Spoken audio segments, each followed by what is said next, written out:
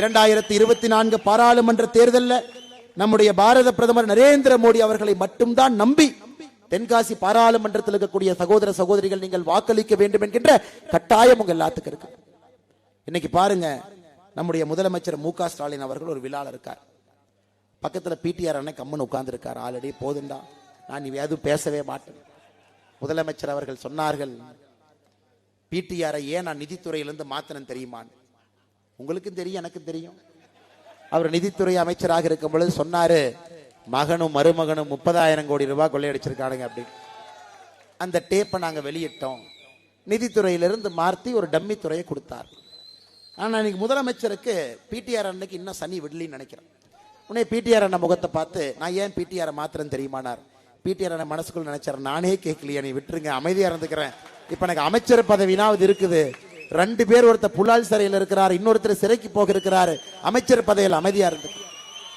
உடனே முதலமைச்சர் சொல்றாரு, இல்ல இல்ல, இந்த தம்பி நிதித்துறை நல்லா வேலை பார்த்தாரு, அதனாலதான் அவர் ஐடி துறைக்கு மாத்திரம். யார் அவரை தப்பா நினைச்சுக்க, எப்படின்னா மாப்பிள்ள அவரு தானுங்க, சட்டை என்னோடதுங்கன்னு சொல்ற மாதிரி. அண்ணா, மாண்புமிகு முதலமைச்சர் அவர்களே, பிடிஆர் அடுத்த டேப்பை கேட்டா நீங்க ரொம்ப ஷாக் ஆயிருவீங்க. அதனால் தேர்தல் நேரத்தில் இது வேண்டாம் என்று நினைக்கின்றோம். ஏதோ நாங்கள் வெளியிட்டது 8 நிமிஷம் ஒரு டேப் மட்டும் நினைச்சுக்காதீங்க. அண்ணன் 1 மணி நேரத்துக்கு மேல பேசியிருக்காரு. ஆனால் நீங்க மேடையில் ஏறி அடுத்த டேப் வந்தா என்ன சொல்லுவீங்க? ஐடி துறையிலிருந்து மாத்தி நடுத்தருவில் நிக்க வைக்கணும். அதனால் பாரதிய ஜனதா கட்சி இது போன்ற பொய்யெல்லாம் சொல்லி மாட்டிக்காதீங்க. அதனால் இன்னைக்கு எங்களுடைய கோபம் பிடிஆர் அவர்கள் மேல இல்ல. வரிசை எத்தனை டேப்புங்க விடுறது, எத்தனை டேப்பை விடுறது? எங்களுடைய கோபம் பிடிஆர் அவர்கள், எங்களுடைய கோபம் முதல் குடும்பத்தின் மீது. கோபாலபுரத்தினுடைய குடும்பம் தமிழகத்தினுடைய சொத்தெல்லாம் தன்னுடைய சொத்து. ஒரு நிலத்தை பார்த்தா அது ஜி ஸ்கொயர் அப்படித்தான் பார்ப்பாங்க. இன்னொன்னு பார்த்தா இதை வளைச்சு போடுங்க ஐயாங்கிறாங்க.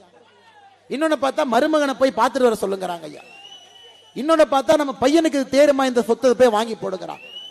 இன்னைக்கு கோபாலபுரத்தினுடைய குடும்பத்தினுடைய கண்ணெல்லாம் தமிழகத்தில் இருக்கக்கூடிய சொத்துக்கள் மீது இருக்கு.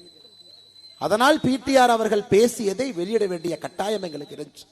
ஆனால் நீங்க பிடிஆர் புகழ்றன், தயவு செஞ்சு புகழ்ந்து அண்ணன் அவர்களை நடுத்தருவில் நிறுத்த வேண்டாம் என்று மறுபடியும் உங்களிடம் முதலமைச்சர் அவர்கள்ட்ட அன்பாக இந்த நேரத்தில் கேட்பது எங்களுடைய கடமையாக இருக்கு. இன்னைக்கு சகோதரிகள் இருக்கிறீங்க, நம்முடைய தாய்மார்கள், நான் சொல்றதை நல்லா கவனமா கேட்கணுங்கம்மா. நீங்க இன்னைக்கு தமிழகத்துல எல்லா குழந்தைக்கும் சமமான கல்வி இருக்கா? இல்லை இல்லை இல்லை. நாங்கள் எல்லா குழந்தைக்கும் சமமான கல்வி கொடுக்க வேண்டும் என்று நினைக்கின்றோம். பாரதிய ஜனதா கட்சி ஒரு உறுதிமொழியாக சொல்லுகின்றோம், 2024 நீங்கள் செய்ய வேண்டிய முதல் வேலை தென்காசி பாராளுமன்றத்தில் நம்ம எம்பியை கொண்டு வந்தோம். 2026 நம்முடைய எம்பி பாராளுமன்றத்தில் இருக்கும் பொழுதே பாரதிய ஜனதா கட்சி 2026 ஆட்சிக்கு வரணுங்கம்மா. ஆட்சிக்கு வந்தால் கல்வி எப்படி மாறும் என்றால், தமிழகத்திலே ஒரு மாவட்டத்தில் 2 நவோதயா பள்ளிகள் திறக்கப்படும்.